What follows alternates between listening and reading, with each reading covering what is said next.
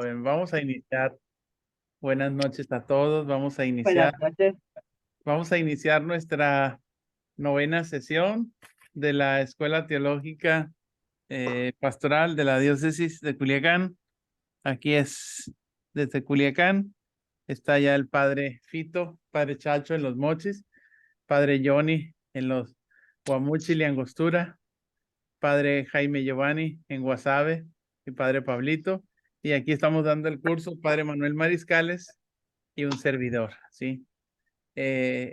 Vamos a entrar ya en la novena sesión que se llama La Experiencia de Dios y vamos a disfrutarla esta sesión porque vamos a hacer mucho hincapié en la espiritualidad, la necesidad de la combinación entre lo intelectual y también la experiencia de Dios. Las dos cosas son importantes en la teología. Un teólogo, recordemos que es un enamorado de Dios, una persona que contempla la palabra de Dios. Así que estuvimos viendo la clase pasada el magisterio de la iglesia. Me imagino que sí se les aclaró algunas preguntas, estuvieron más claros. No sé si tengan ahorita alguna pregunta de la sesión anterior.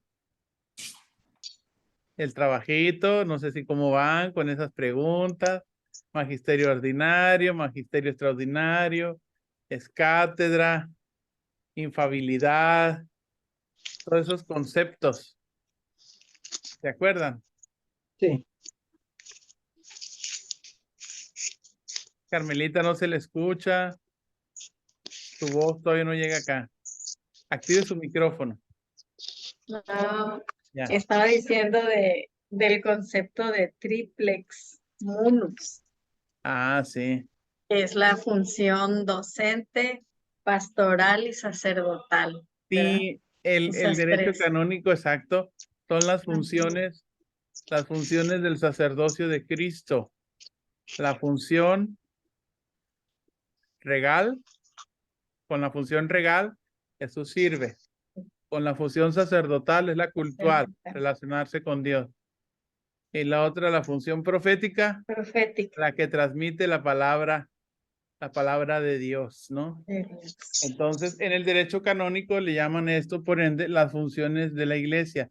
La función de enseñar, la función de santificar y la función de servir. Servir. ¿Sí? Entonces, nosotros como bautizados también tenemos la participación del sacerdocio de estas triples funciones de Cristo. También Sí. nosotros tenemos un sacerdocio común. Estamos llamados también nosotros a ser profetas y a ser rey. Perfecto. ¿De acuerdo? Sí, está muy bien. Bueno, ¿alguna otra preguntita? Carla, Sara, Gloria Palazuelos, hermana Mayela, Irala. Qué susto, madre. Buenas noches. Buenas noches, hermana. Buenas noches. Hija de Coquita. Buenas noches. Hola, Bueno, buenas noches. Buenas noches. Bueno, buenas pues, noches, vamos a padre. comenzar. Aquí Vamos a andamos. comenzar, chicos. Chicos y chicas.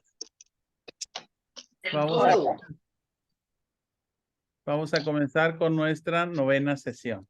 Es que a la izquierda le volteaste donde yo tenía cosas de las... Ándele.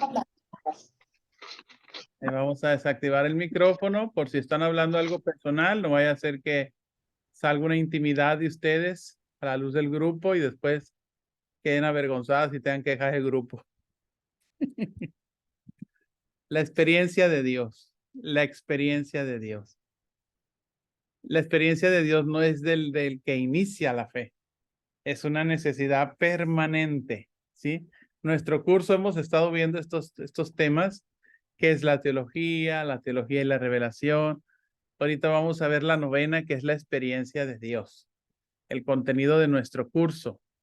Y vamos a iniciar con una oración al Espíritu Santo. En el nombre del Padre, y del Hijo, y del Espíritu Santo. Amén. Estamos ante ti, Espíritu Santo, reunidos en tu nombre. Tú que eres nuestro verdadero consejero, Ven a nosotros, apóyanos, entra en nuestros corazones. Enséñanos el camino. Muéstranos cómo alcanzar la meta.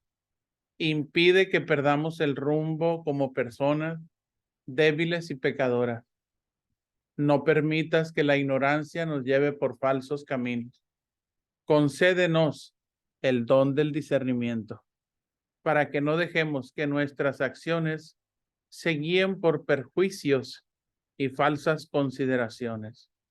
Condúcenos a la unidad en ti, para que no nos desviemos del camino de la verdad y la justicia, sino que en nuestro peregrinaje terrenal nos esforcemos por alcanzar la vida eterna. Esto te lo pedimos a ti, que obras en todo tiempo y lugar, en comunión con el Padre, el Hijo, por los siglos de los siglos. Amén. Bueno, nos referimos al Espíritu, por eso no lo mencionamos al final. ¿Cuál es la idea central de nuestra sesión de hoy, la 9ª sesión? Pues es que la experiencia de Dios indudablemente es una experiencia de la humanidad, la experiencia del hombre que ha sido llamado por Dios, que ha sido, en primer lugar, que ha sido creado, ¿no? Que ha sido llamado, que ha sido elegido para una comunión y así le ha sido dado una misión. Esto está presente desde Adán y Eva, desde Abraham, Isaac, Jacob, José, y cada uno de los personajes de los jueces, primer rey y los pastores, el oficio humilde por el cual Dios se sirve para pastorear, para representar a su pueblo. Y luego los profetas, los reyes, Saúl, David, Salomón, y los grandes profetas, Amós, Oseas, Miqueas, Isaías, Jeremías, Ezequiel, Deutero Isaías, Nehemías, y así, hasta llegar a la experiencia que Jesús viene a hacernos con su presencia, a la cual los discípulos gustan y aprenden en medio de las dificultades en el misterio pascual, y luego da el Espíritu Santo y los llena de su luz, de su gracia, y los lleva a vivir una experiencia de Dios comunidad, de Dios Trinidad y de Dios misionero. Comienza la iglesia. La experiencia de Dios siempre nos ha acompañado a todos nosotros. De hecho, en un buen senso, si queremos nosotros que la iglesia sinodal parta de una realidad, yo creo que una muy buena pregunta va a ser, ¿qué tanto en nuestras comunidades la gente ya tiene una experiencia de Dios, de Jesús, que ha marcado su vida, donde le ha mostrado su amor y donde le ha mostrado también su verdad? ¿Qué tanto los católicos tenemos una experiencia de Dios? Porque esto es algo que debe de ser para todos, ¿sí? Entonces, es la fuente de la teología, la experiencia de Dios. El encuentro que realiza Dios nuestro Señor es provocado por su gracia. ¿Por qué nos llama? Porque eterna es su misericordia. ¿Por qué nos elige? Porque eterna es su misericordia. ¿Para qué nos elige? Ahí está. Entonces nosotros podemos conocer de Dios, como le dijo la samaritana, ya sé que va a venir el Mesías. Como le dijo Marta a Jesús, ya sé que va a suceder eso, la resurrección al final. Pero ellos no captan. Ya sé, ya conozco.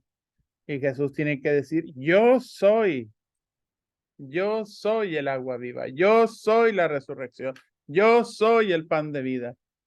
El encuentro provoca ese testimonio donde abre la gente a una luz diferente, el encuentro personal. Entonces la iglesia ha tenido muchos personajes después de la Biblia que hasta la fecha han sido como un faro de luz. Haz de cuenta que la humanidad es un vagón oscuro, un túnel oscuro, la humanidad. Y siempre en los periodos más difíciles ha habido personas que han sido un faro de luz, que con la luz de su espíritu nos hacen creíble la existencia de Dios y el amor que Él nos tiene. Y una vida donada en plenitud, en servicio, humilde, abnegado a las personas que más necesitan. Ahí está, Madre Teresa de Calcuta, en el siglo que nosotros acabamos de iniciar y terminar, Juan Pablo II, Padre Pío, ahora Carlos Acuti, beato, y así muchísimas luces que llegan del Espíritu para hacernos creíble la fuente de la salvación. Así que la experiencia del creyente está en estrecha relación. Vamos a ver eso. La experiencia lleva un estilo de vida y Jesús lo inculcó mucho. El que me sigue cumplirá mis mandamientos. Y cumplir los mandamientos es un estilo de vida, es un estilo de vida comunitaria. Por eso la experiencia lleva a una fe y a una vida eclesial. Y de allí es donde la reflexión, que es la teología, emerge desde estas bases de una experiencia creyente, de una experiencia de fe, de una experiencia eclesial, de una experiencia misionera. Si la teología parte de forma abstracta, sin experiencia de Dios, pues Jesús dijo, gracias Padre, porque no te has revelado a la gente sabionda, sino a la gente sencilla. Ahí está el asunto. No podemos hacer teología como actividad meramente intelectual, erudita, es decir, proclamar un retiro bonito, nosotros los padres o ustedes catequistas, y hablar muy bien de Dios, pero de forma fría, técnica, intelectual, académica. No podemos suscitar reflexión entre nuestros grupos de oración si no nutrimos esa reflexión por la garantía de una experiencia de fe y de vida, ¿sí? Esa es la idea central de lo que vamos a ver. En orden a todo esto va a girar nuestra sesión de hoy. Así que comenzamos.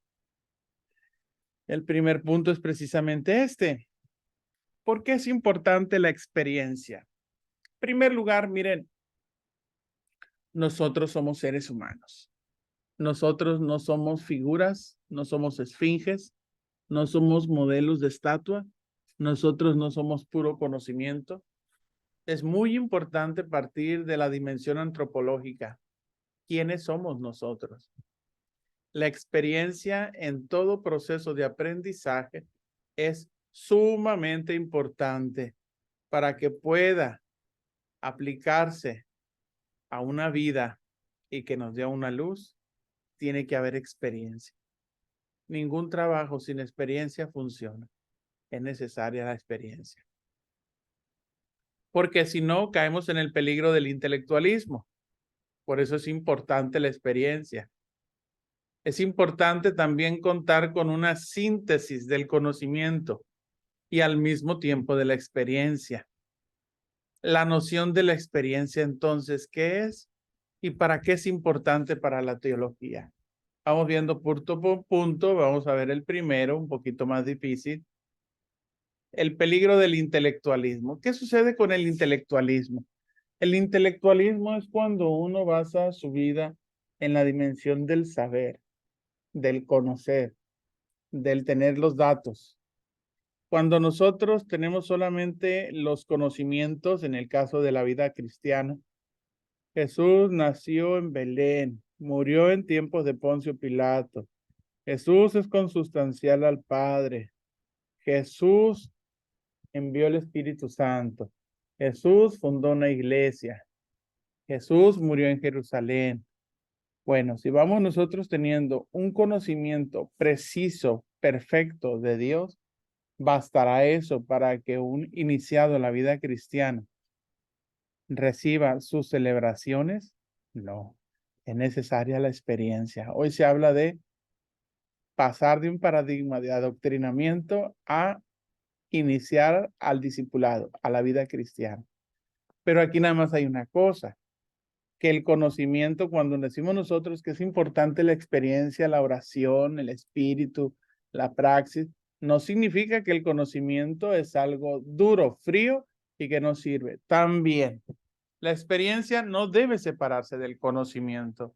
Si no tenemos la precisión del conocimiento, en primer lugar, correríamos en un peligro de caer en un subjetivismo, la pura experiencia sin el conocimiento.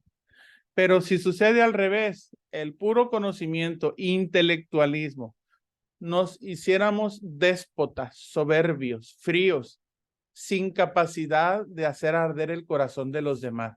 El intelectualismo es la separación del conocimiento de Dios de la experiencia cristiana. Es quedarse solo en el saber, olvidándose que el ser humano es ser, es persona. Se hablan los 4 ejes de la dimensión de la persona, los tres: dimensión del ser y saber estar, dimensión del saber y dimensión del saber hacer, es decir, la vida humana, la vida espiritual, la vida intelectual y la vida pastoral. Entonces, el cristianismo no es aprender nuevas doctrinas, no es aprender unos nuevos mandamientos, no es aprender una nueva moral. El cristianismo es vida, vida que brota del amor que nos tiene y que está llamado a planificarse desde el amor, esperanza, benevolencia, compasión y perdón. Entonces hay un peligro en el intelectualismo hoy en día en que solo querer saber. Por ejemplo, el catequista o el sacerdote en solo querer conocer y explicar y dar clases. No queremos orar, no queremos contemplar la palabra, no queremos orar ante el Santísimo, nos cuesta expresar nuestra fe, en fin. Nos cuesta vivir nuestra vocación. ¿Será que por eso hay una dicotomía muy fuerte entre la vida cultural y la vida de fe? ¿Cómo integrar esas dos partes? Es un gran desafío hoy en nuestros días. Lo vemos cuando un padre deja el ministerio, cuando un matrimonio no integra su fe en su vida matrimonial. ¿Qué síntesis necesitamos? Pues sí, necesitamos un conocimiento concreto, exacto de Dios. Es importante saber el Ave María, es importante saber el Padre Nuestro, es importante saber el credo, es importante conocer acerca de la celebración de nuestra fe. Es importante conocer el catecismo de la Iglesia Católica, que ahí es donde están todos los contenidos de nuestra fe, todas las nociones, contenidos de nuestra fe. Pero esto, si lo sabes, sin una fe no mueve, no lleva a más.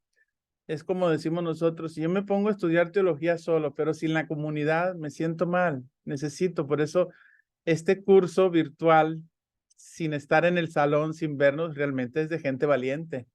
¿Por qué? Porque nos gusta la autoformación y estamos porque nos gusta, pero necesitamos la comunidad, pues el sentirnos. Necesitamos cuando estamos estudiando algo, necesitamos, no es la misma estudiar exégesis que meditar con lección divina un texto.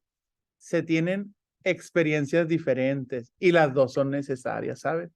No basta solo la parte espiritual, sino también tener el conocimiento científico, el conocimiento objetivo de las lenguas, del texto.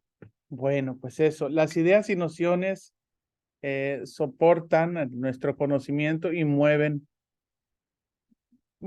pero si no hay vivencia, no hay incidencia, ¿no? Entonces, la experiencia entra en la parte afectiva y si no mueve a la persona, resulta algo sin rumbo, ideas que no orientan, contenidos que no dan vida, ¿sí? Entonces, sí son necesarias las dos cosas, ¿sí? La experiencia, la praxis y el conocimiento. Por eso decimos nosotros en la catequesis, si solo revisamos los conocimientos, por eso la catequesis, cuando decimos vamos a dar la clase o es la maestra, no es la maestra, aquí es la catequista o el catequista, no es clase, es catequesis, es evangelización. Salud es otra cosa, pues. Bien, noción de experiencia, entonces, ¿qué es experiencia? No es mera afectividad, ¿no? Que la gente dice, no, es que tienes que sentir, ni tampoco es entrar en la psique, el misterio de las emociones, de los sentimientos, de la empatía, de entrar en la persona, de estudiar los temperamentos, de estudiar las nuevas teorías de la personalidad, de identidad, de autoestima. Tampoco se trata de entrar en trance con terapias. La experiencia no es psicología, no es entrar en la experiencia de, ¿cómo se llama? Estas experiencias de los cuadros estos donde viene uno la identidad. No me acuerdo, lo manejan mucho los jesuitas esto. El Papa Francisco un día dijo, imagínense que ustedes comienzan la experiencia de unos ejercicios espirituales con el cuadro del conocimiento personal, que es pura psicología, y dice, pues bueno, si es pura psicología, entonces ¿cómo van a partir y van a terminar en los coloquios con Cristo? Entonces como que hace una fuerte crítica que no podemos canjear la psicología por una experiencia de retiro espiritual. Una cosa es un taller, la ciencia humana que ayuda, pero no puede ser canjeable en lugar de una experiencia de Dios. O sea, ni tampoco es pura afectividad, puro cariño, puro amor, puro engolosinamiento, ¿no? Ni tampoco es pura experiencia mística, ¿no? De que Dios te habla, que la Virgen, que te va a hablar a las 2, que esto lo tenemos que masticar a tal hora, que va a ser esto, que no vamos a ayunar y que vamos a estar aquí todo el día en el templo. Una experiencia mística, ¿no? La integridad, porque somos nosotros seres humanos. No somos solo sentimiento, no somos solo psicología, no solo somos conocimiento, no solo somos espiritualidad. Entonces la experiencia es una vivencia espiritual de la persona. Es una experiencia que recibe del encuentro que Dios mueve a la persona en sus diferentes niveles. El nivel de principiante, nivel medio, nivel más intenso, y creando una huella de Dios, del Espíritu, que transforma, que anima, que motiva, que da sabiduría, la experiencia espiritual de fe. Entonces, es importante la experiencia de Dios, es importante, claro que sí. La experiencia de Dios combinada con el conocimiento, con la vivencia comunitaria eclesial, es importante. Yo les digo que no se desesperen si ahorita lo que han visto de teología, por los conceptos, por la poca práctica de contenidos elevados, no se mortifiquen. Poco a poco se va uno familiarizando, va uno escuchando, pero sí tenemos que entrar en contenidos objetivos de reflexión de lo que se ha compartido a lo largo de la historia en la iglesia. A veces estamos muy acostumbrados a que nos dan ya el platillo servido, y cuando uno estudia teología, pues aprende uno a hacer recetas. Y cuando uno está en la iglesia y te dan todo ya servido y el librito, pues te dan ya el platillo resuelto. Aquí estamos aprendiendo a ser como los chefs, alimentos, platillos. Entonces es importante que la vida cristiana parta de una experiencia de encuentro con Cristo para que finalmente lleve a un compromiso transformante la vida de la persona que se ha encontrado con el Señor por la fe. El Espíritu le lleve a vivificar en su propia humanidad lo que Dios quiere de él, ¿sí? Bien. Segundo punto, el segundo punto es la experiencia de Dios en la Biblia. Bueno, ya un poquito narré ahorita la necesidad que vemos nosotros de ver personajes concretos, que Dios llegó a nosotros, Jesucristo llegó a nosotros, la iglesia pues, se puso en marcha, pero todo esto tuvo un comienzo, y la manifestación de Dios en la historia, en una geografía, en un pueblo, lo vivieron a través de personas que fueron elegidas. Hubo una gracia que Dios da, un llamado. En este caso comienza todo con Abraham, luego gran personaje Moisés, luego David, luego los profetas, Amós, Isaías, Jeremías, y ahí está el testimonio de estos personajes en la Biblia, donde se han encontrado con el verdadero Dios. Miren, su vida cambia, se convierten en puentes, son llamados a la conversión, son figuras que contrastan con los demás del pueblo, muchas veces rechazados porque Dios los quiere para hacer creíble su mensaje. Bueno, anuncian como los profetas con palabras, anuncian con su vida, anuncian con gestos simbólicos, y ahí está la experiencia de un encuentro y de una misión, personajes. En el Nuevo Testamento, pues tenemos a nuestro Señor Jesucristo. Nuestro Señor Jesucristo es testigo del Padre, es testigo de algo que la gente no ha visto, y la gente comienza a creer en en el Dios de Jesucristo con la identidad de un ser que es amoroso, tierno, que es padre, que es providente. Jesús nos da testimonio y nos hace creíble con su vida, con su entrega, con su confianza del Padre.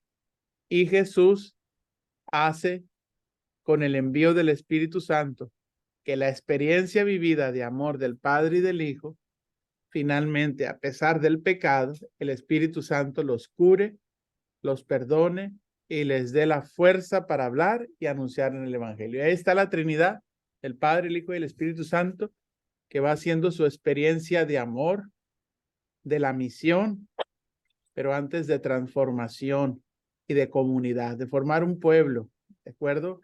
Es una experiencia transformante, la experiencia de la Biblia. ¿Y qué sucede en cada creyente, en cada persona que le responde a Dios con fe? Pues va siendo un grupo de hermanos, va siendo un grupo, va siendo comunidad. Por eso la experiencia de Dios está marcada desde el inicio por una fe cristológica, por una conversión y por un sentido de comunión eclesial. La fe no es un acto privado, no es un acto individual, la fe es un acto eclesial. Yo creo con la fe que creen los que me transmitieron la fe. La fe yo no la puedo inventar. Expresiones como ahorita, por ejemplo, el relativismo ha entrado en nuestra cultura, en nuestra liturgia y hasta en nuestra teología. Por ejemplo, el viernes pasado celebré yo una misa, yo me quedé impresionado porque entraban en la procesión los novios y querían ellos que un bebé de apenas 1 año les acompañara en la procesión, pero iba a entrar, en eso iba llegando, se estacionó y este jeep, pues metieron el jeep adentro del templo. Así luego en la entrada y al bebé lo iban a poner con un letrerito que dice aquí va la novia. El jeep tenía las luces prendidas así como de 4x4. Iba a entrar por todo el pasillo central del templo. El bebé lloró, ya no lo pusieron. Pero imagínense, iba a entrar en la procesión, ahí viene la novia. Y todos acá, wow, como en Estados Unidos, wow, así como.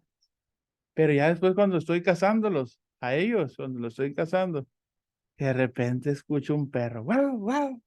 Y volteo y dije, ay Dios, ¿qué es esto? Un perrito lo traían de padrino con smoking, el perritillo feo. ¿Sí? ¿Qué tal? La fe no es a la carta, la fe no es un acto individual. La fe no puede quedar en esa forma al gusto de la gente, pues tenemos como comunidad, como tradición, algo que tenemos que respetar, es lo que yo les digo, ¿no? Pero la gente entra con una fe individual. La ignorancia, pues muchas cosas a veces, ¿sí? Seguimos. No sé si vamos bien. ¿Vamos bien? Dejé de transmitir aquí ahorita esto. ¿Alguna preguntita? Todo bien, dice Marta Jacobo. Todo bien. ¿Quién más? Georgina, ¿todo bien?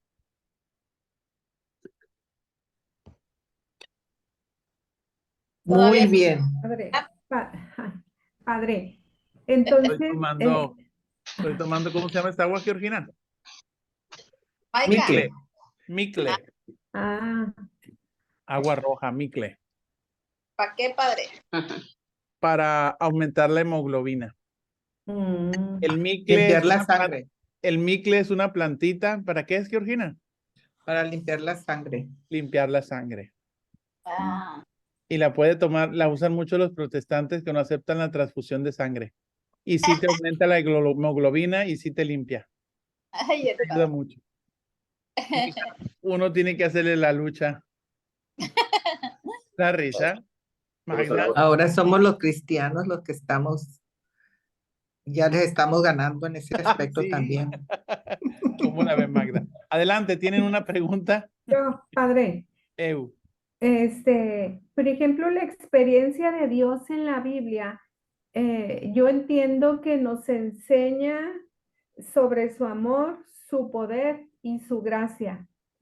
Así lo entiendo yo. Es la expresión de Dios en la Biblia. Sí, es una expresión vivida por un creyente Ujú. en la gracia, en el amor Y en el poder. y en el poder de su misericordia que sana, transforma.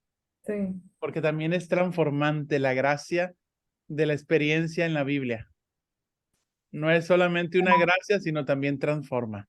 Ah, muy bien. Sí, Gracias, Padre. muy bien. Bueno, vamos a seguir. Dice mi papá tomaba mucho el micle, dice aquí. Está bien. No, sí, no, de hecho ni sabe mala el micle. Bien, vamos con el punto número 3.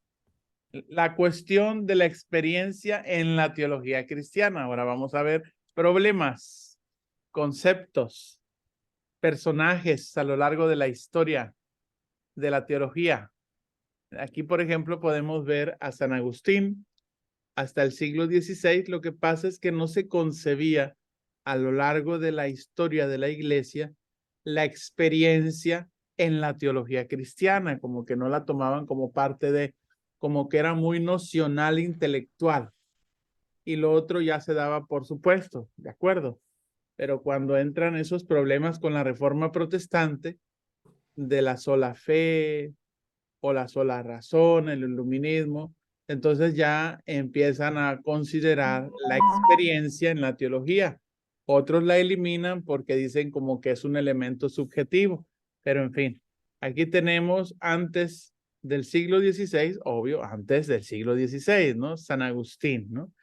Para él, San Agustín, que conocemos la dinámica cristológica bajo la forma de aspiral, es decir, nuestra persona nos lleva en una experiencia hasta encontrarnos dentro de nosotros mismos al Señor, ¿no?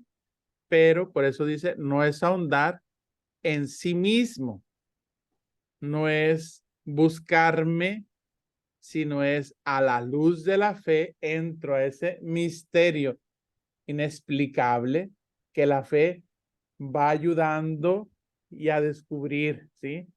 Es algo inexplicable, no se logra comprender, pero ese entrar en uno mismo con la luz de la fe va a ir revelando el misterio, ¿sí? Tampoco es un asunto de psicología, es decir, solamente de concéntrate, de ponte en trance. Hay una luz que mueve a la mente, esa luz cristológica, esa luz del espíritu y que va revelando para la comprensión, ¿sí? Entonces, aquí hay que entender que la fe como don divino nos lleva a ese puente. Desde que vimos el curso del don de la fe, la persona en su libertad es tocada por un evento sobrenatural. La persona es ayudada, auxiliada por el Espíritu para responderle. Entonces la persona pone su libertad y en su libertad la persona se abandona a Dios, confía en Dios. Entonces la fe, por eso dice, posee una tendencia intrínseca a la experiencia, la fe. La fe como don de Dios. La fe nos lleva de un tú, de un yo, a un tú, a un nosotros. ¿Sí? La fe posee ese poder de pasarnos del yo al tú mayúscula, Dios, para luego hacer el nosotros, que es la experiencia del creyente, del que vive. Ya no soy yo quien vive, es Cristo quien vive en mí. ¿Sí? Es la experiencia De Pablo.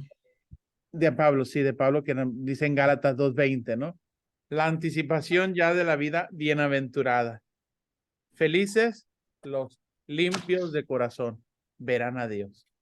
Bueno, es una introspección, pero movida por la fe, pero la fe tiene esa capacidad de ayudar a la persona y de moverla a abrirse a Dios. En esa línea se mueve San Agustín. Hay otro, o sea, es importante la experiencia, porque en sí misma la fe, cuando la persona la promueve, hay un acto de adhesión, pero antes de adhesión, la persona expresa su libertad, la búsqueda de en sí mismo, ¿no? San Anselmo de Canterbury es el teólogo de la fe que cree.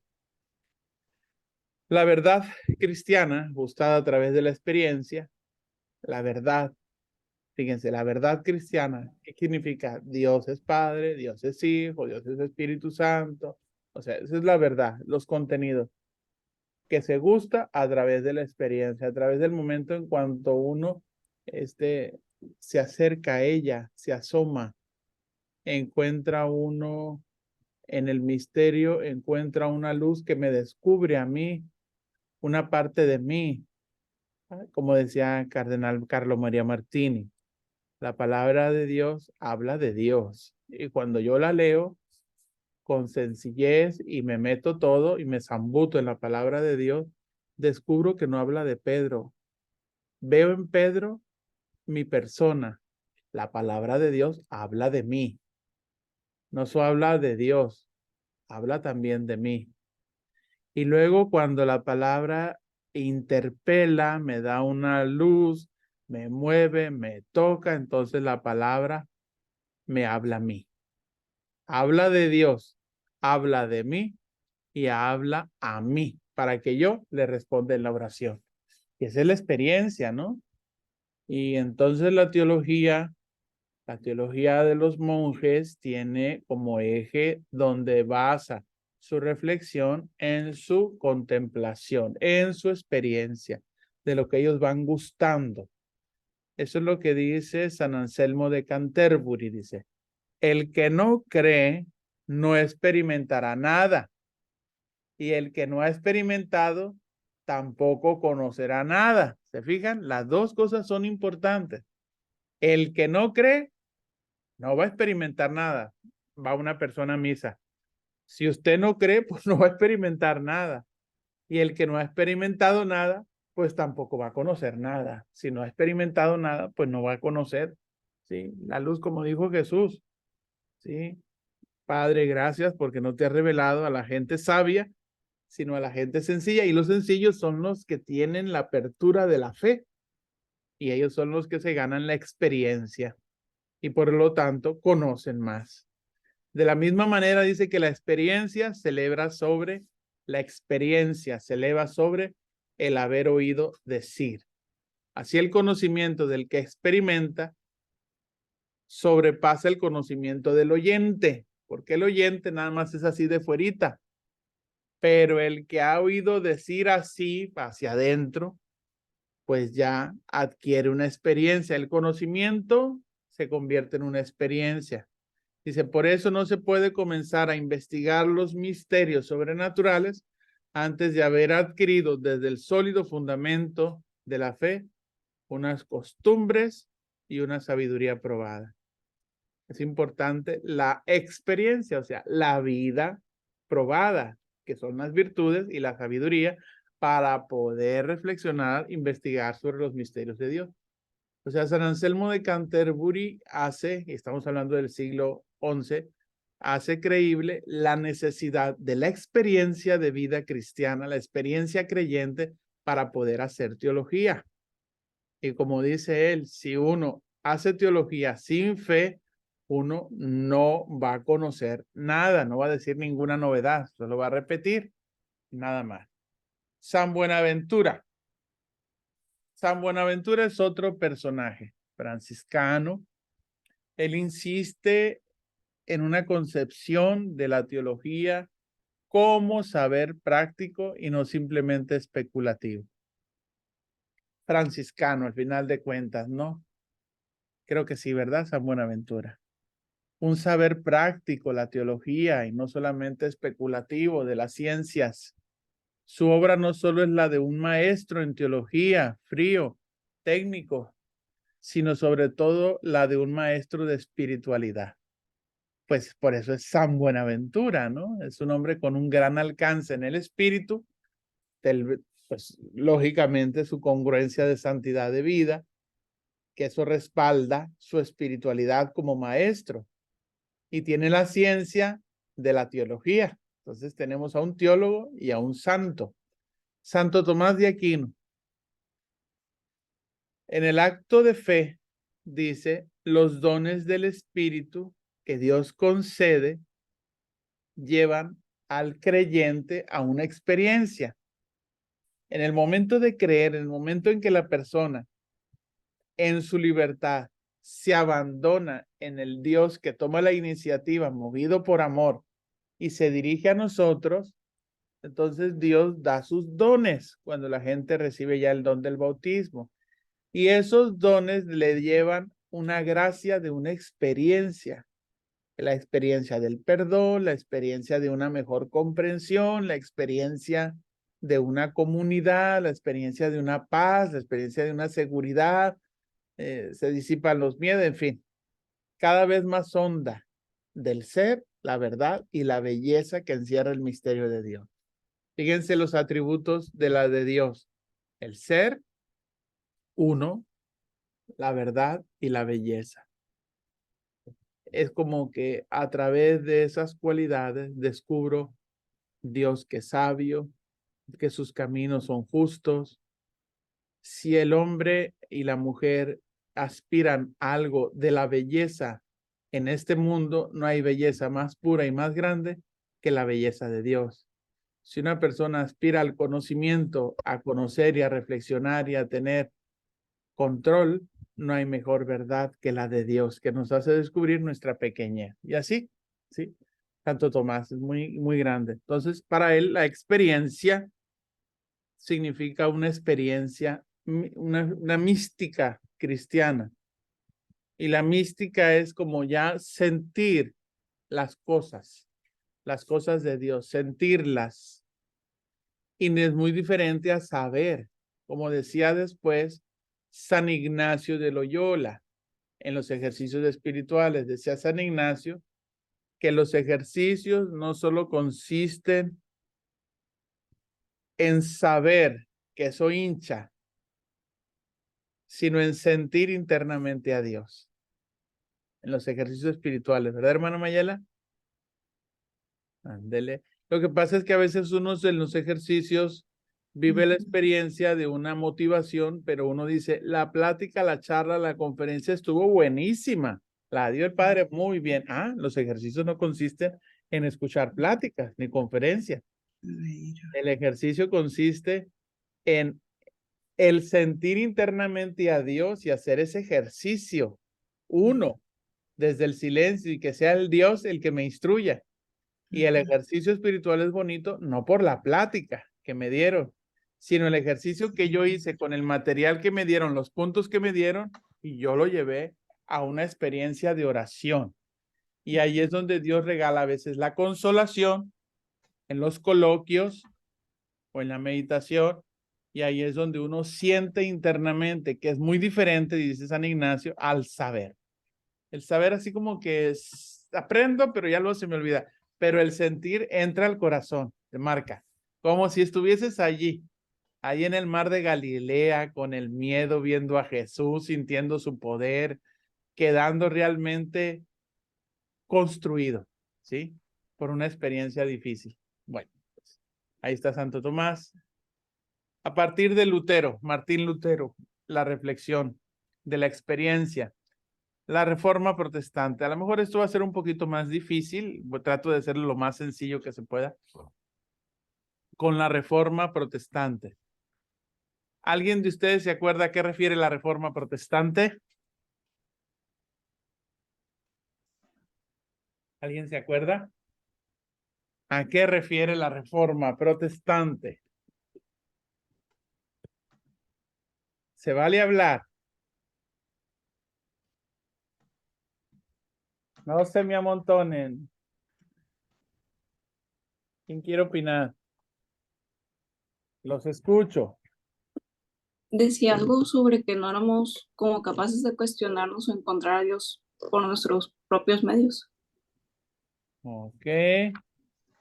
La Reforma Protestante es una etapa de la historia de la Iglesia. En esa etapa, la Reforma Protestante, viene el tiempo de Martín Lutero. Miren, vamos viendo. Voy a ver si me salgo aquí de esto. Padre, Se dice hablaba de que, las malas prácticas que había, algo así también, ¿no? Que eran las dice protestas que, por las... perdón, dice que la reforma dentro de la Iglesia Católica Romana estaba cuestionando prácticas, doctrinas consideradas problemáticas, Ajá, que fue un conjunto de la creación de denominaciones cristianas protestantes, pues la que empezó Martín Lutero y Juan Calvino. ajá. Ujú. Muy bien. Entonces, ¿qué dice Wikipedia? Reforma protestante refiere al tiempo de la Reforma. Es un movimiento más o menos en el siglo XVI, sí, por Martín Lutero, quien fue el que se separó de la Iglesia Católica provocando un cisma, una separación porque él era católico, dando origen a numerosas iglesias, el protestantismo, pues fue Martín Lutero. Y ese acto por el cual él se separó a ese movimiento se le llama la Reforma Protestante. Entonces, la Reforma Protestante o Revolución Protestante es precisamente por entrar en desacuerdo con muchas cosas de la iglesia en ese momento. Como diciendo, la intención de Martín Lutero es reformar a la iglesia católica, que vuelva al cristianismo puro, que vuelva a sus orígenes, ¿sí? Que no tenga tanta mundanidad la iglesia. Fue una intención buena, pero se separó de la iglesia. Hizo su propia traducción, no quiso ninguna relación ya con el Papa, no reconocía ya los sacramentos, rechazó todos los sacramentos, Martín Lutero, con esta reforma. Y nada más consideraba como oportuno el evangelio, el evangelio.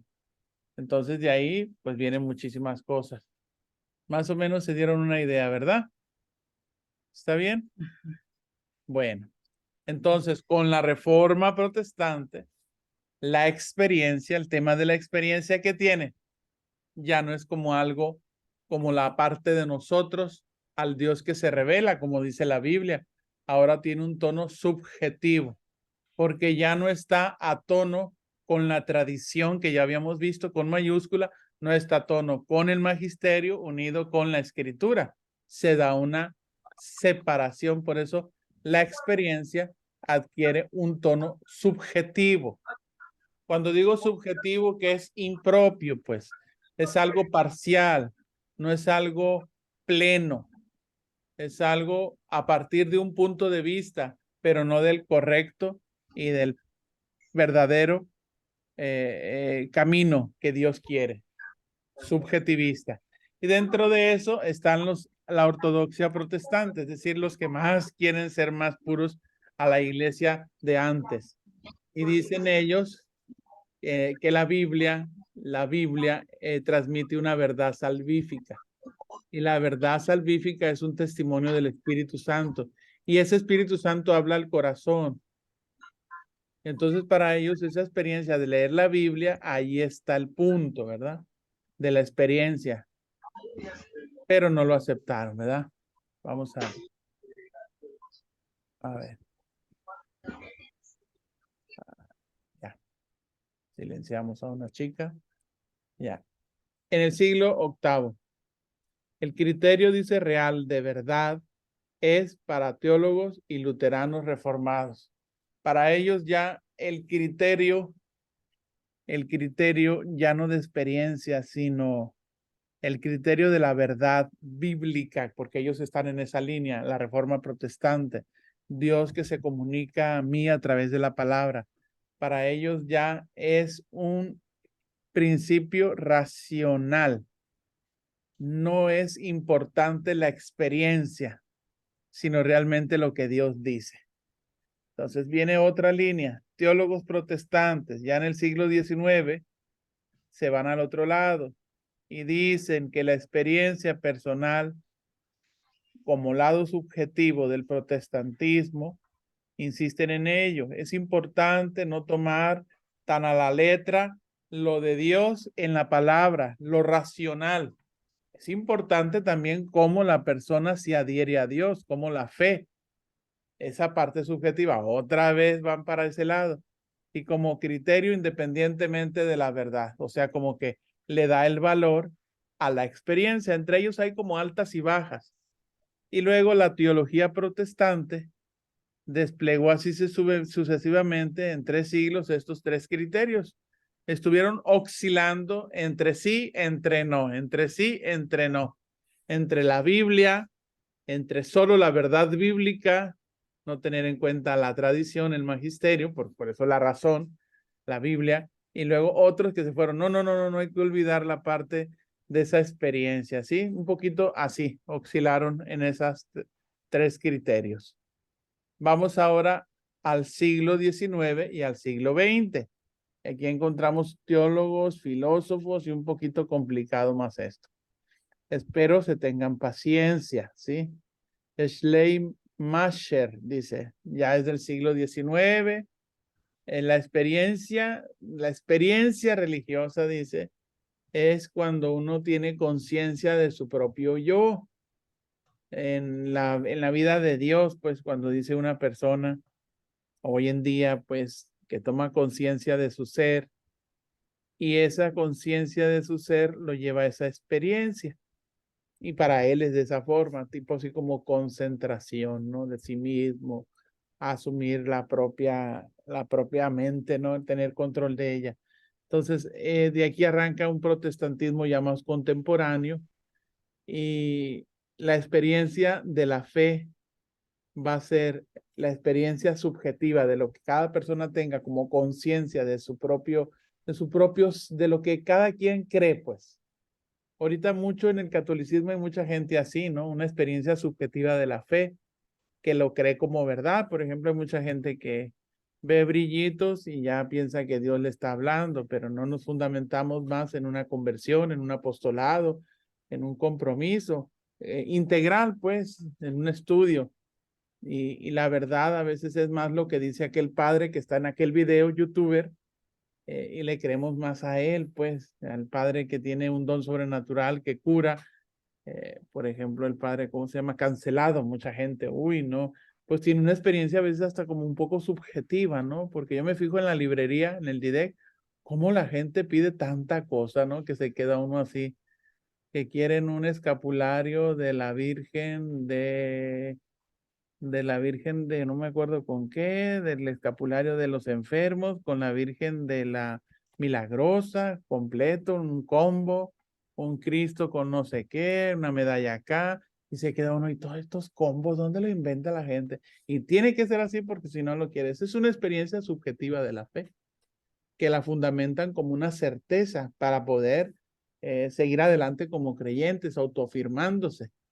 Y esto era en el protestantismo, pues ahorita hay mucho de eso en el cristianismo, ¿no? La misma ignorancia lleva a la gente a un licuado, como que, así como va uno al mercado Garmendia y encuentra uno un montón de aguas vitroleras de sabor, como que la fe al gusto, ¿no? Un subjetivismo muy grande, muy bárbaro y no queremos estudiar el catecismo de la Iglesia Católica, la palabra de Dios. Otro personaje, Kierkegaard, él en el mundo protestante se constituye en el mundo protestante una excepción a los planteamientos antes dichos, subjetivistas, porque él adopta en él la conciencia del deseo de la no reabsorción de la experiencia en el mero saber conceptual y en las vivencias humanas.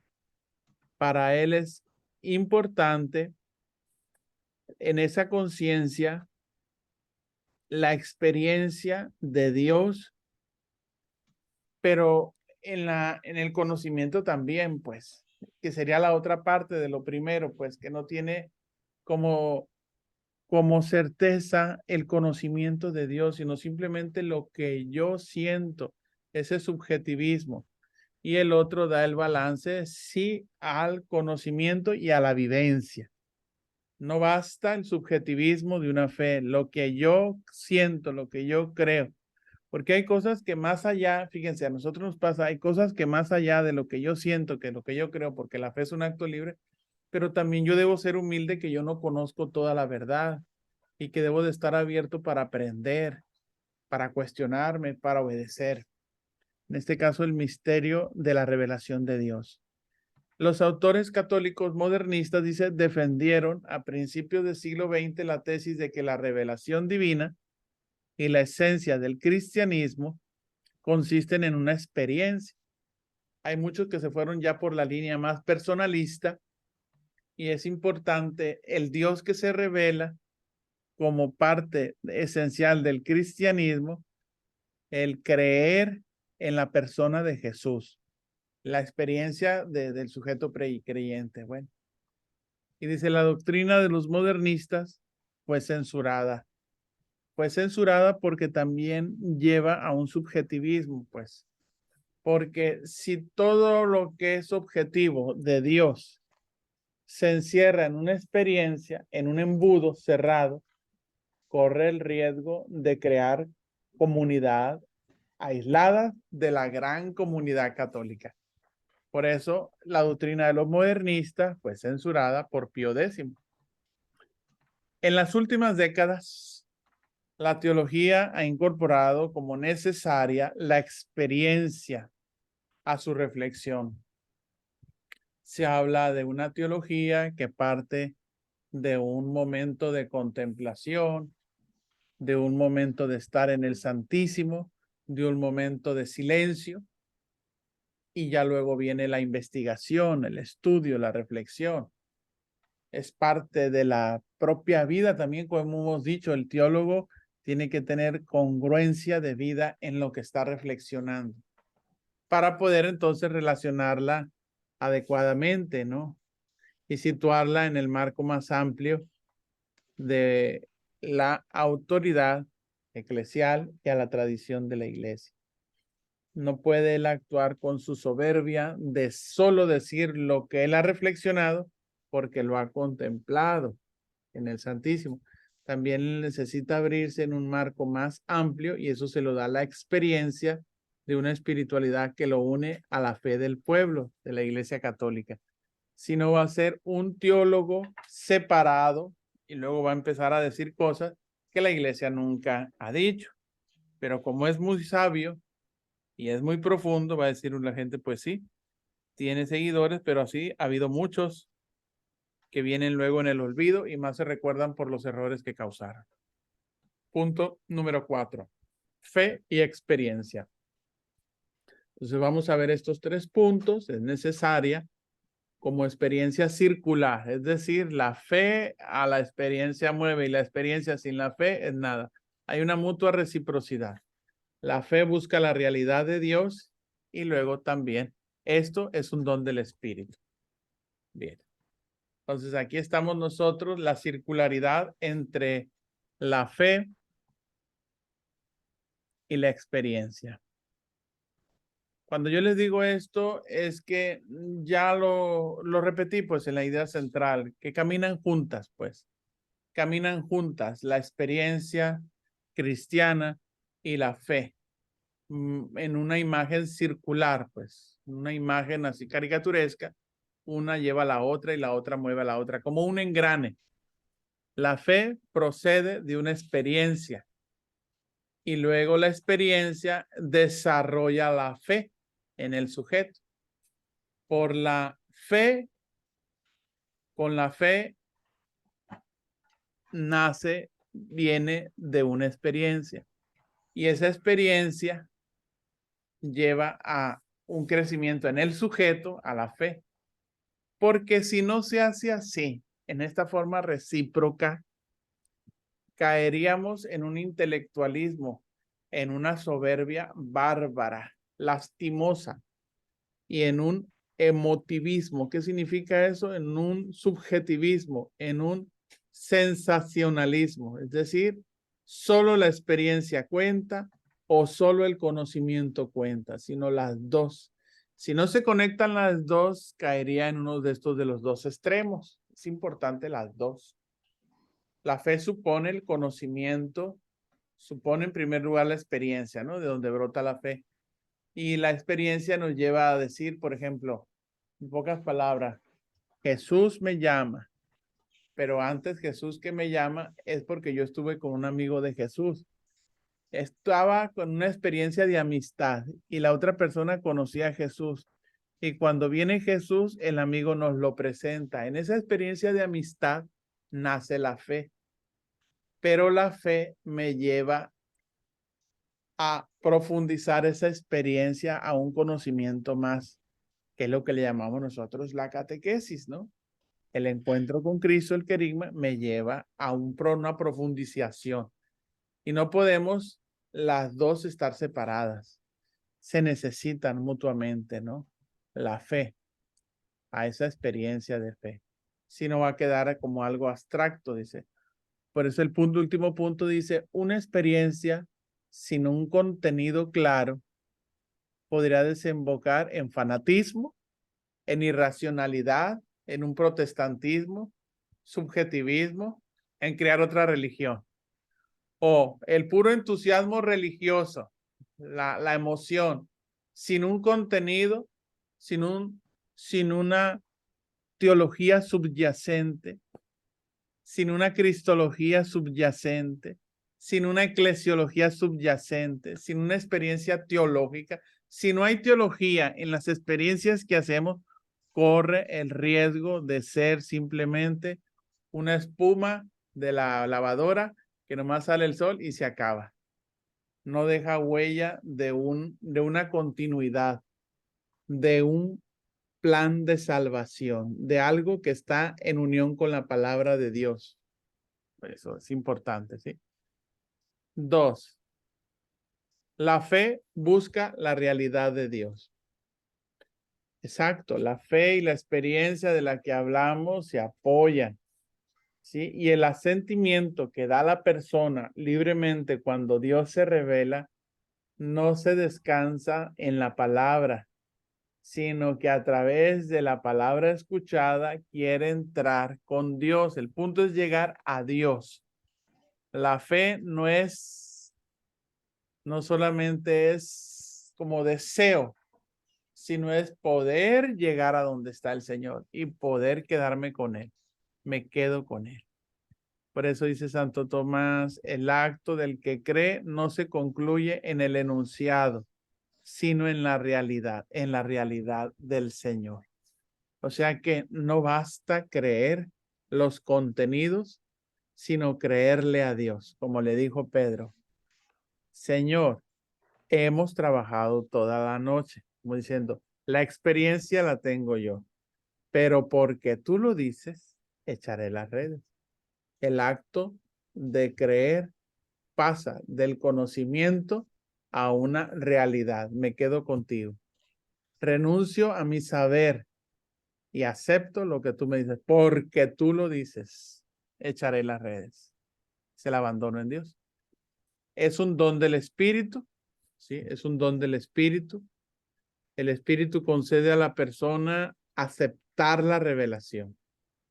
Cuando se acepta la revelación, no es uno el que crea el don de la fe, sino el don del Espíritu llega antes de que yo le dé el asentimiento a Dios. Como un susurro, como una atracción que mueve internamente, que ilumina, que inspira, y esa atracción interior, esa es la experiencia cuando uno da la respuesta a Dios. Activa mis capacidades, como dice, intelectuales, afectivas, sensibles, y hago un acto de fe, un acto profundo de fe, donde involucro mi capacidad intelectual, afectiva y sensible. Fue movido por el Espíritu, esa respuesta que yo le di al Señor, y eso es una experiencia. Y ahí está, es un don del Espíritu. Por eso nosotros, aún por más que queramos predicar, que queramos hacer dinámicas, no cabe duda que es un don del Espíritu suscitar en la persona la experiencia de Dios. Podré yo saber de contenidos, podré saber de didáctica, de pedagogía, pero también tengo que darle espacio al Espíritu para que sea Él quien atraiga, quien mueva, quien ilumine, quien mueva las capacidades del hombre para que la persona se abandone en el Señor. ¿Vamos bien? Vuelvo otra vez a preguntar.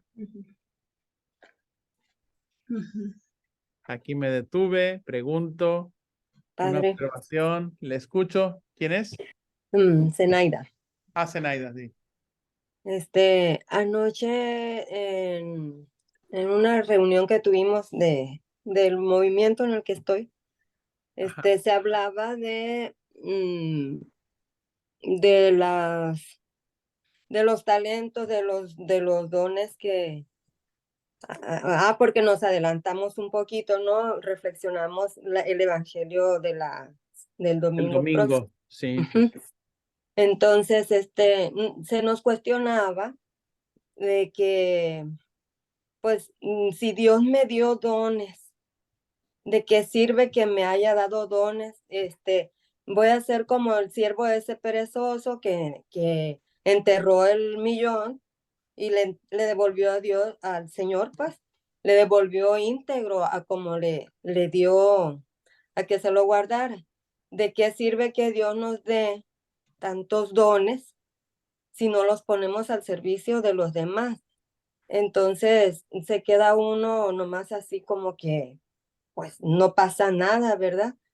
Y no sé por qué me vino pues esa reflexión, me pierdo un poquito, porque pues todos los dones que vienen del Espíritu de Dios, pues a través del Espíritu Santo, pues hay que ponerlos en práctica, no nomás que se nos queden aquí, como decía usted, en el intelecto nada más, no llevarlos a la práctica, porque entonces no sirve de mucho, ¿verdad?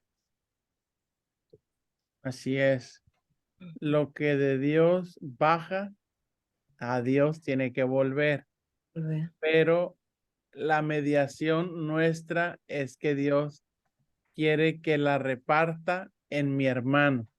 Ah, sí, Porque, también sí, eso. sí, porque a quien diere un vaso de agua, aunque sea este pequeño, me lo diste a mí. Y ahí viene lo que llama Mateo 25. Estuve enfermo, me visitaste. El Cristo, ¿a través de cuál? Ahora yo le respondo, no es vertical. Él a mí individual y yo a él, solito a él, sin ninguna otra chusma de otro lado, le voy a responder. No. Ahora la mediación es a partir de la comunión, de la comunidad, con los que yo estoy teniendo conocimiento, porque Jesús así fue. El Sí. don que Dios bajó, el don que Dios subió acompañado de muchas gracias de trabajo hacia tantas personas. Como diciendo, el Dios tiene que entrar multiplicado y ahí está el talento multiplicado, pues.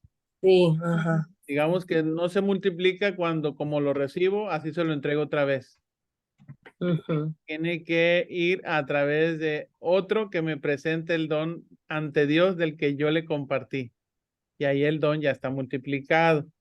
La fe yo la compartí a esta persona, a esta otra persona. Cuando se vaya, el don Dios allá me lo va a conocer como que alguien ya habló de mí. Lo trabajaste, ¿verdad? Sí. Ahí está. Gracias. Bueno, ¿alguna otra pregunta? Seguimos. Padre, Mande, hermana.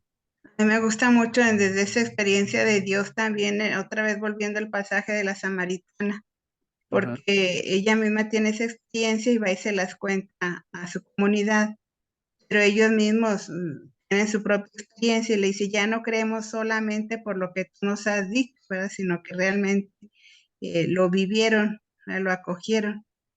Entonces yo creo que eso es lo maravilloso, no se quede uno pues como de manera egoísta, ¿verdad? De que ya hice ese encuentro, sino que lo abro yo creo a la comunidad y esa es verdaderamente una experiencia de Dios también plasmada en comunidad. Muy bien, hermana. En realidad, de eso se trata. La fe compartida, ¿verdad?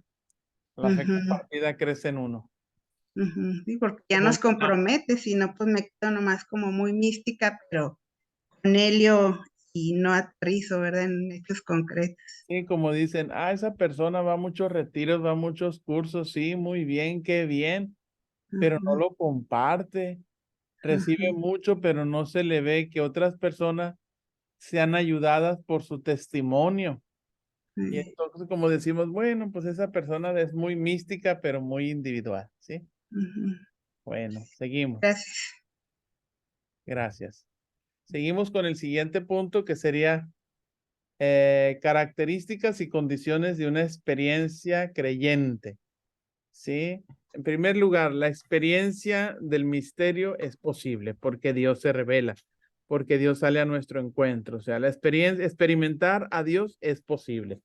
Y de hecho ya lo probamos, lo vimos como desde la Biblia y como a través de la reflexión teológica. Algunos lo hacen disentir, pero en realidad es una realidad que no podemos negar. Este sentir de Dios se realiza bajo diversas condiciones, esa experiencia. ¿Por qué condiciones? Porque podemos cometer el subjetivismo de dejar que cada quien de Dios una experiencia loable, objetiva, la diga de una forma, pues que en sí no sea edificable, pues que no sea la correcta. Entonces crearíamos nosotros en un subjetivismo bárbaro. Entonces la experiencia sí tiene condiciones.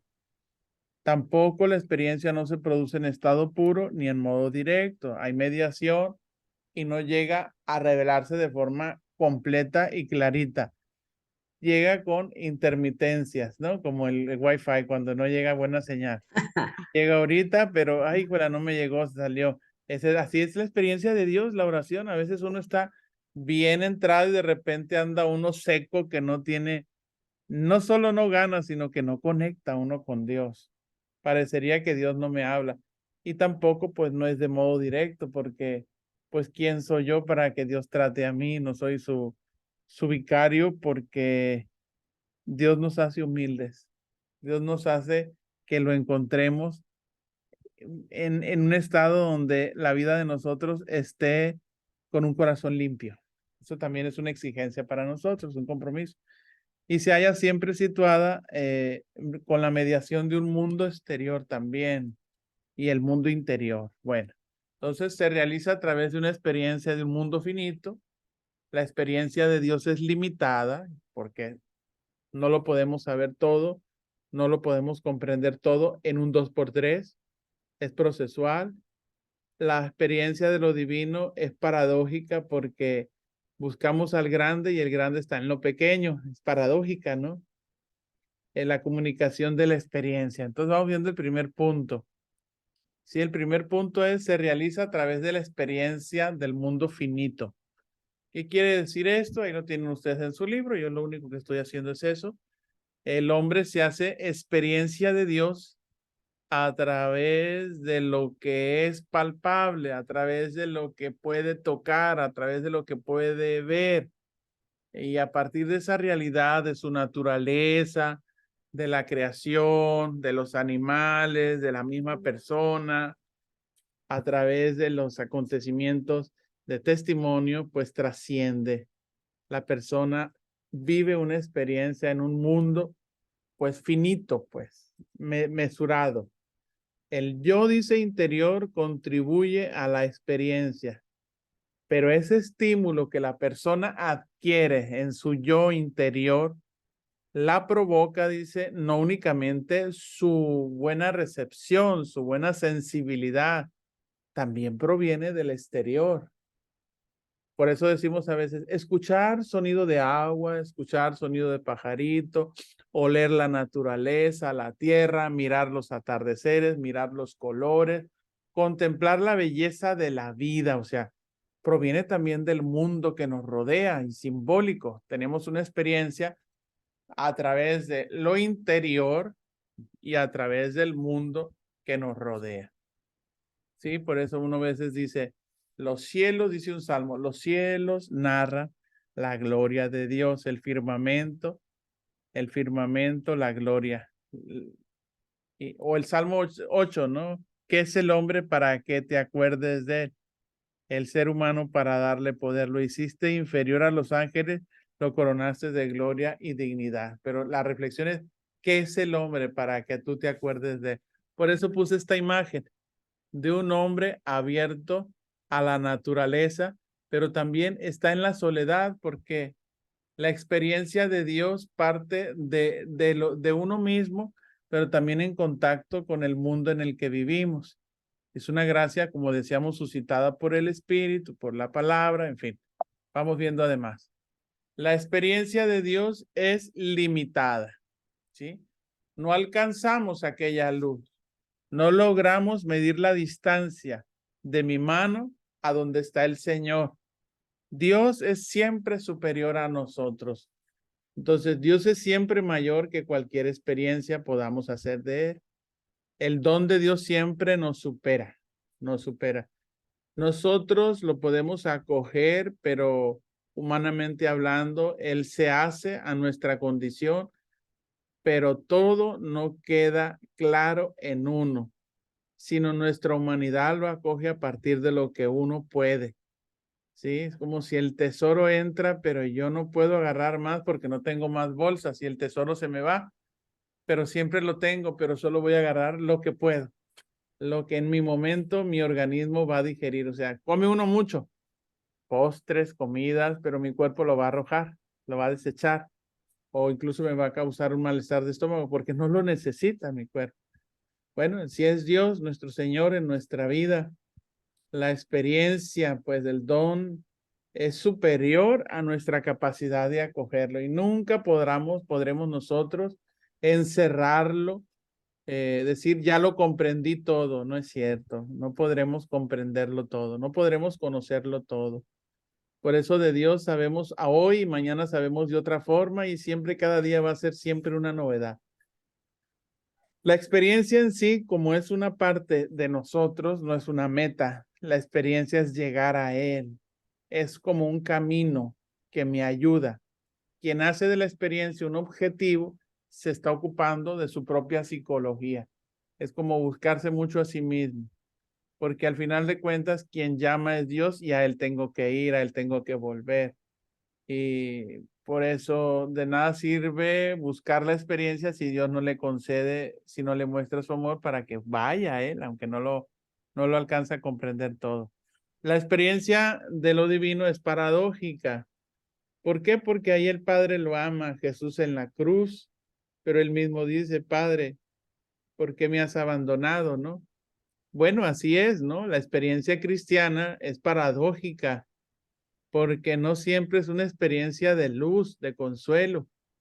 En la experiencia cristiana también está la otra parte que tenemos que vivir, la experiencia del yo no soy yo ya, es Cristo quien vive en mí, es la vivencia de la cruz, como diciendo, yo la vida que vivo ya no veo por lo que yo vivo, que sufro, o la cruz que tengo, o el abandono, el silencio en el mundo en el que yo me encuentro, sino yo también adhiero la experiencia de la cruz, del crucificado, del abandonado de Dios, como parte del seguimiento de una experiencia divina. ¿Por qué lo digo experiencia paradójica? Porque la experiencia es Dios conmigo, pero la experiencia también es experimentar el abandono, para que ya no me mueva solo mis sentimientos, sino mi entrega, mi fe, mi fe. La experiencia de la no experiencia, la experiencia de la aparente ausencia de Dios, pero no está ausente. La debilidad de un Dios, pero no está débil, va a resucitar y va a transformar todo. Es cuestión de paciente espera. También es comunicación de la experiencia. Es algo inexplicable. La experiencia de Dios, la experiencia cristiana, no es del todo comunicable. Son cosas que se viven y a veces no se pueden explicar. La experiencia de Dios rebasa nuestra capacidad verbal, nuestra capacidad cognitiva de palabras. A veces no hallamos palabras adecuadas para expresar esto a un adulto o esto a un niño, pero es una experiencia, pues. Entonces, muchas experiencias se hallan llamadas a ser comunicadas a los demás, dice, a través de su carisma que Dios concedió y la gente hace comunicación de esa experiencia. Por ejemplo, el catequista de niños, una misma sesión, darla a los adultos, pues es diferente la comunicación de la experiencia. No es la misma, incluso, fíjense, estar aquí en una clase virtual que estar en una clase presencial con el mismo contenido. La comunicación de la experiencia es diferente, ¿sí? Uno porque ya ha trascendido y le está hablando en una pantalla, y yo sé que hay gente madura ya que está escuchando, que está viendo, y en el salón no, estás tú sintiendo, estás de pie, estás viendo a las personas, estás viendo sus gestos. Aquí no hay pantalla cerrada. Es otra experiencia, ¿no? La comunicación allí, la comunicación no verbal. Y allí hay información que recibe uno y información que uno da. Y así es la experiencia de Dios igual. Cualquier fenómeno espiritual y místico está referido a la totalidad del cuerpo eclesial. Todo es importante para una experiencia. Todos somos importantes para una experiencia.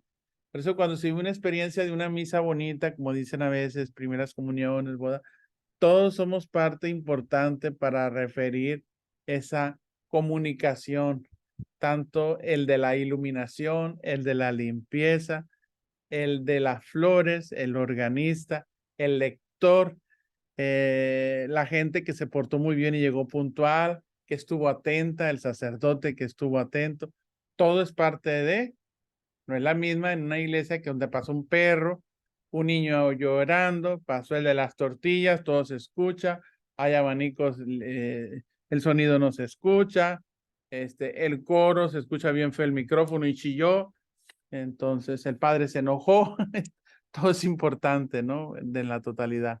Punto número 6, comprobación de la experiencia. Bueno, ¿de qué manera nosotros comprobamos que una experiencia es verdadera? Bueno, la experiencia religiosa, la experiencia cristiana tiene fundamentos, tiene bases que la sostienen como algo verdadera o como algo objetivo. Y para eso pues es necesario discernir qué pasos se tienen que dar para que esa experiencia se presente como cristianamente real. Hay 4 criterios que deben de cumplirse en este discernimiento: racionalidad, referencia cristológica, integración eclesial y coherencia cristiana. Vamos viendo esos 4 criterios para comprobar que esa experiencia religiosa es verdadera. Y así nos vamos quitando de problemas en estar viendo gente que no tiene nada que ver. Racionalidad. Dios no tiene por enemistad la fe y la razón. Las dos van juntas. La experiencia tiene que ver con la lógica de la razón, de los contenidos, ¿de acuerdo? Sí, no se da una experiencia verdaderamente humana sin la razón. O sea, la gente tiene que aceptar, la gente tiene que estar cuerda, la gente tiene que tener una conciencia sana, tiene que ser el conocimiento objetivo, no puede ser abstracto ni oculto. Es un conocimiento, la racionalidad, y es algo humanamente hablando comprensible para todos. Este criterio es fundamental para distinguir experiencias de fenómenos psicológicos. En fenómenos psicológicos donde solo el que está allí lo interpreta y que eso es un subjetivismo, un sentimentalismo, no es algo realmente objetivo, racional, anímico. Entonces la experiencia verdadera no conlleva normalidad ni racionalidad. No puede ser algo fuera de control de lo que es normal de un ser humano, ¿sí? Tiene que ser racional. 2, referencia cristológica. Para que sea verdadera, tiene que referir siempre a Jesús. Nada que yo sé más que Jesús. Nada que la Virgen me habló y lo que le dijo a ella, y Jesús no lo dijo a nadie, solo ella lo sabe. No, no, no, no. El reino de Dios se manifestó, en los evangelios está escrito, y fue una experiencia que se suscitó en la primera comunidad cristiana, y así el Espíritu dio el toque y dio vivencias, y la comunidad se lanzó como misionera, la iglesia entra a partir del don del Espíritu que Jesús envió. Entonces, todo tiene una referencia en Cristo y a su Espíritu. Si en Cristo y su Espíritu no están de por medio, y la gracia de una experiencia se debe a una energía, se debe a un conocimiento interno en uno mismo y no a Cristo, se debe a un movimiento así, pues como las religiones estas orientales, Reiki, Cristo y un montón de cosas. Si no es Cristo, no se puede. integración a la comunidad. Una experiencia cristiana es verdadera si tiene racionalidad, si tiene referencia a Cristo, si tiene integración eclesial. La fe se vive en la iglesia porque la iglesia es la que la transmitió y solo a partir de ella, de la comunión con sentido de pertenencia, es como nosotros podemos hacer creíble una experiencia. Por eso cuando uno se sale de la comunión con el Papa Francisco, que ahorita está en la tentación para muchos católicos, si no estamos integrados en la fe con el Papa Francisco y le creemos más a aquel porque dijo no sé qué del Papa o a aquel otro, cuidado. Hay mucho demonio ahorita queriéndonos separar de la comunión eclesial con el Papa Francisco. Cuando uno se separa, aguas porque ahí está Martín Lutero, aguas porque ahí está el Jimmy aquí en Culiacán, ¿no? La separación con la iglesia. Sea lo que sea, ahí está Cristo, aunque la iglesia es zarandeada, pero Cristo ahí está, aunque esté dormido, pero ahí está, con Pedro, con el obispo, ¿sí? La iglesia nutre su vida espiritual y puede juzgar la validez de sus experiencias religiosas. Por eso la iglesia es sabia cuando no da una definición rapidísimo de una experiencia que alguien está teniendo.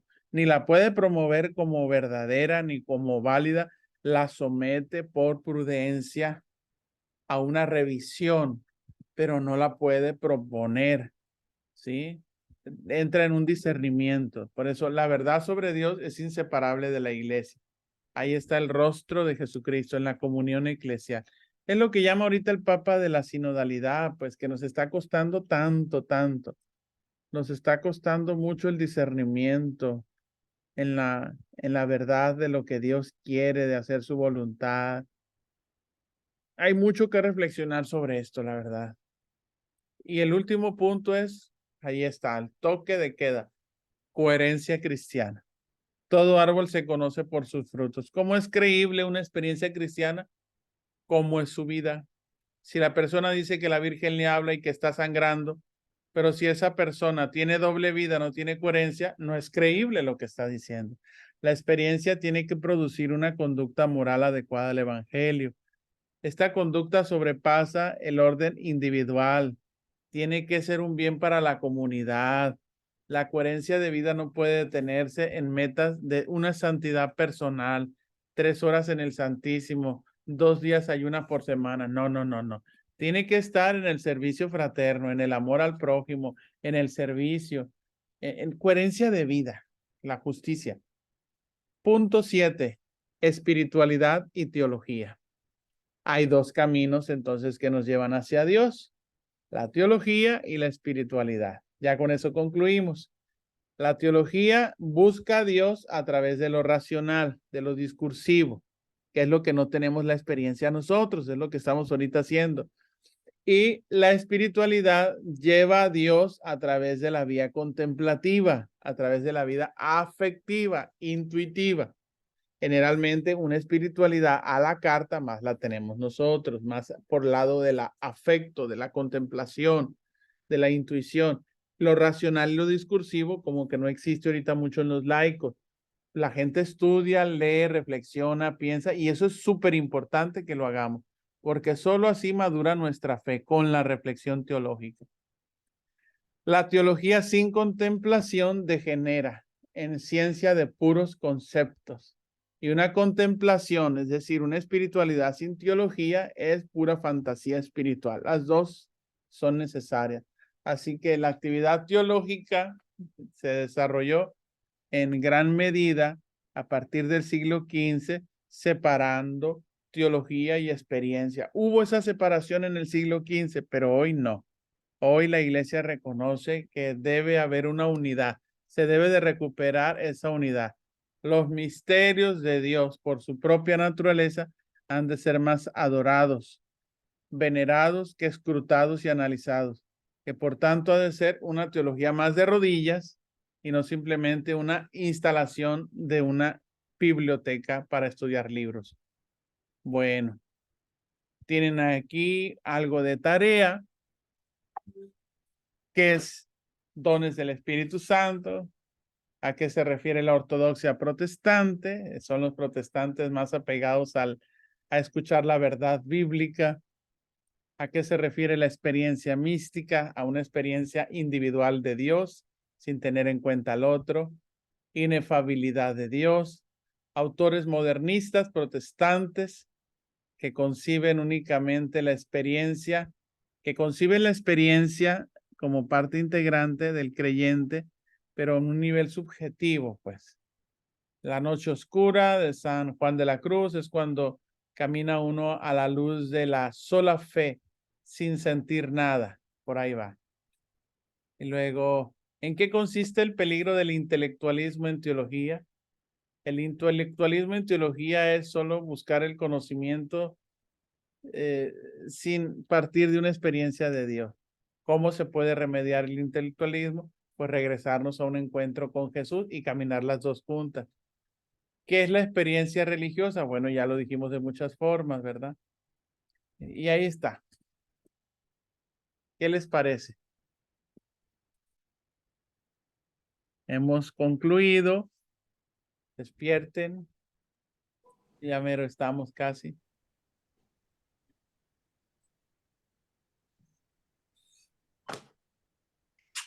¿Me pueden decir algo?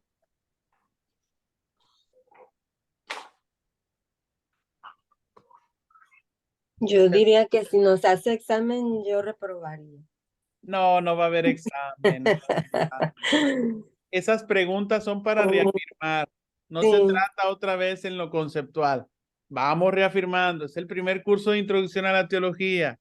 Tendremos oportunidad de leer y reflexionar. Es una clase virtual.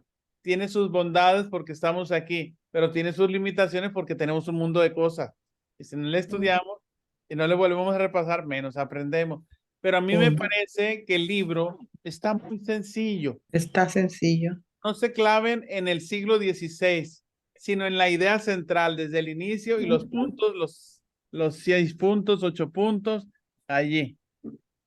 ¿De acuerdo? Padre, hoy en la mañana comentaba con Carmelita, porque dice, hay cosas que no le entiendo bien, dice que le digo yo, no, pero haz la tarea y ya de cuenta que estamos otra vez en clase y le ponemos más atención porque tenemos que responder las preguntas que están ahí. Entonces, poco a poquito, como dice usted, no lo sabemos todo de una, ¿no? Sino que poco a poco, ¿verdad? Vamos aprendiendo. Sí, es que vuelve uno a leer otra vez y hay palabras en un renglón que 3 no las entiende uno, pero ahí tienen el celular. Pregúntenle a San Google qué significa esta palabra, qué significa la otra. Yo me acuerdo cuando estaba muy plebillo, pues me acuerdo que leía algo y ay, de un renglón no le entendía a 10. Si tenía 12 palabras a 10 no le entendía, pero no era de teología, Tenían sino su era de pequeño Larousse. vocabulario, el vocabulario de uno. Como se la lleva uno viendo novelas, pues ¿cuándo uno va a aprender? Pero tenían su pequeño Larousse, padre. Claro, mi ¿Verdad? diccionario. Era la cabecera, estaba ¿Sí en lo la tenía? cabecera. Yo soy de Pequeño Larousse. diccionario siempre. Ese era el Google, dice el padre. Pues sí, aunque sea, si no tienen un diccionario que nada nos limite, porque tenemos ahí ahora la tecnología. Sí. Busquen ustedes rápido significado. La palabra y póngale inefabilidad, significado. Y te aparece ya un significado. Está el diccionario de la Real Academia Española. Ese le iba a decir, el RAE, ese es El confiable. de la Real Academia Española, te aparece la etimología y el significado en diferentes ámbitos. Y eso te ayuda mucho. Lo tienes ahí grabado, tienes un fichero y las vas repasando vocabulario. Es así, hermanos, como uno aumenta el acervo de su lenguaje, de su léxico. Igual cuando uno la ve ya grabada, pues algo que es mejor. La paras, la regresas tantito y vuelves a escuchar. Entonces, Así, ahí hay muchos temas que yo no los comprendo de la catequesis, de la teología pastoral, y me gusta escuchar. Yo por eso comparto muchos links de videos de conferencias, porque me gusta escuchar a otros. Y veo que novedad, por dónde va. Yo sé que no lo capto todo porque lo está hablando otra persona. No tengo el escrito, yo soy más visual que auditivo. Pero bueno, pues algo que se le pegue a uno, ¿verdad? Así es. Pero hay que superarnos, todos los días aumentar y conocer un vocabulario nuevo. Así como decimos, hoy conocí a una nueva persona y sé su nombre, igual, un nuevo vocabulario. Ujú. Sí, es Diga, Magda. Padre, volviendo a lo de la experiencia, Sí. la experiencia es muy bonito vivirla, como por ejemplo, cuando uno hace ventas para la parroquia Ujú. y dicen los compañeros, no, pues mejor yo doy el dinero, no tengo tiempo y eso, pero no es lo mismo porque en las ventas es como estar contemplando a Dios. A mí me gusta mucho participar en eso, porque de ahí viene toda esa experiencia que no es la misma, ¿verdad? Participar que darlo fácil, pues. Eso a mí me gusta mucho esa experiencia de cuando uno ayuda a la parroquia en las ventas. Ah, muy bien. Así. En cualquier cosa. Sí, y es en las ventas como en la experiencia de la pastoral social, de la pastoral profética o de la pastoral litúrgica. Como que cuando uno participa en un servicio, va uno creciendo en el sentido de pertenencia y quiere más uno a su comunidad. Sí. Cuando uno sirve en algo en su comunidad o en su familia, uno la va queriendo más. Sí, Por padre. eso las mamás quieren muchos a sus hijos porque pues nos llevaron 9 meses. Sí. Sí, padre, Y gracias. hacemos comunidad, ¿no? Hacemos ¿Eh? comunidad ahí. Hacemos Claro. comunidad, le digo. La Y madre aparte, es la fuente de la comunidad de la familia. Exacto. Sí. El sentido de pertenencia que tiene la mamá con sus hijos y los hijos con la mamá y el papá. Por eso es tan importante. Sí. Bueno, les doy la bendición. Los invito la próxima semana, los que son de Culiacán o de la diócesis, próximo jueves a las 11, los que puedan ir. Hay boletos por todas partes. Yo tengo boletos si alguien quiere para ir a la misa de toma en posesión del nuevo obispo, don Jesús José. Ya don Jonás termina. yo sí quería ir, padre. Pues yo aquí tengo boletos. Si alguien quiere, me dice. Padre, No se pero venden. ese día me puso cita el oncólogo, padre, Bueno, mañana. claro, pero lo va a poder ver por medios electrónicos, televisión, Facebook. Así es, padre. Ándele. Gracias, Y la padre. bendición. Aquí ando con mi bronquitis todavía. Y la encomendamos, Fabiola. Los que puedan abrir Gracias. su camarita, sirve de asistencia. Sirve de lista de asistencia. Los que activen su camarita. Bien, el Señor esté con ustedes. Y con tu espíritu. La bendición de Dios Todopoderoso, Padre, Hijo y Espíritu Santo, descienda sobre ustedes. Amén. Voy a tomar la foto, ¿sí? Sirve de lista de asistencia. Muchas gracias, Dios me los bendiga. Gracias. Gracias.